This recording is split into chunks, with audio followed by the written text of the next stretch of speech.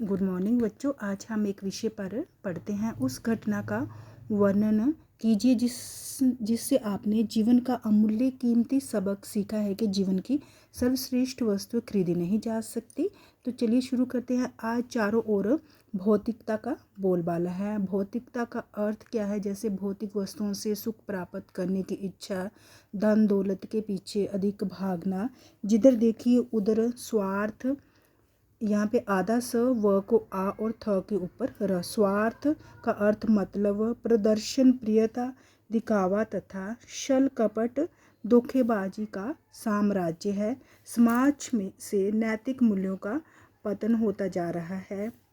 धन का महत्व इतना बढ़ गया है कि ये कथन उपयुक्त ठीक ही लगता है कि बाप बड़ा ना भैया, सबसे बड़ा रुपया। ये ठीक है कि धन के महत्व को नकारा नहीं जा सकता, क्योंकि धन के अभाव में जीवन यापन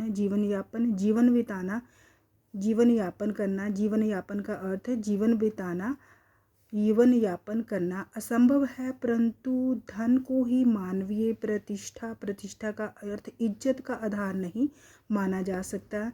जैसे मन की शांति, सद्विचार, अच्छे विचार, उज्ज्वल चरित्र एवं व्यवहार कुशलता, दूसरों के साथ अच्छे ठीक ढंग से व्यवहार करना आदि। अनेक महापुरुषों का जीवन इस बात का साक्षी गवाह है कि जीवन का उद्देश्य केवल धन कमाना ही नहीं है। संसार के अनेक महापुरुष ऐसे थे जिनके पास धन का नितांत बहुत अभाव था, बहुत कमी थी, परंतु आज भी उनकी प्रतिष्ठा, इज्जत उसी तरह से कायम है। आज भी उन्हें आदर के साथ याद किया जाता है तथा उनकी महानता के सामने मस्तक, सिर जो है श्रद्धा से झुक जाता है। श्रद्धा का अर्थ इज्जत से झुक जाता है।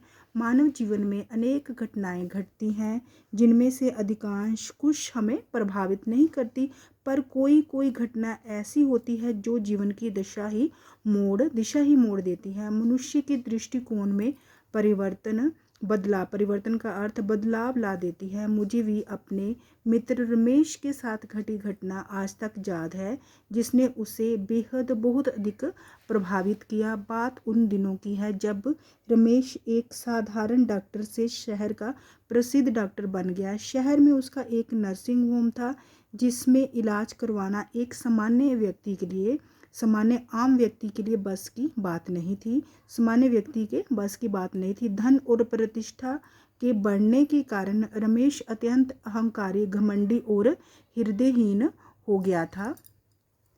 दिन भर अपने नर्सिंग होम में मरीजों को देखता और शाम को नियमित रूप से क्लब जाया करता था। एक दिन वह क्लब जाने को तैयार था कि तभी हरिया नाम का एक किसान अपने बीमार बेटे को लेकर उपस्थित हुआ।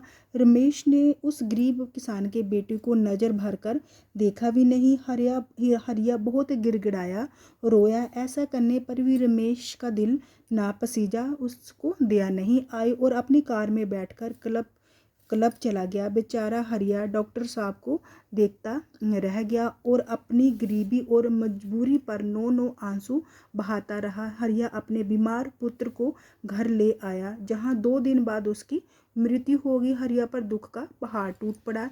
इस घटना के 3-4 वर्ष बाद एक दिन हरिया ने देखा कि उसकी झोंपड़ी से थोड़ी दूर झील पर लोगों की भीड़ लगी हुई है। उत्सुकता वश हरिया भी वहां पहुंच गया। उसने देखा कि 10 साल का एक बच्चा पानी में डूब रहा है। भीड़ केवल शोर मचा रही है, पर कोई भी उसे बचाने की कोशिश नहीं कर रहा है। भीड़ में से किसी में शायद इतनी हिम्मत नहीं थी कि उस गहरी झील में कूदकर बच्चे को बचा ले। हरिया ने झटपट कपड़े उतारे और झील में कूद गया। वहां खड़े लोगों में बहुत से लोग उसे पहचानते थे और यह भी जानते थे कि डॉक्टर रमेश द्वारा इलाज ना किए जाने के कारण किस प्रकार उसका इकलौता बेटा अपनी जान से हाथ धो बैठा था।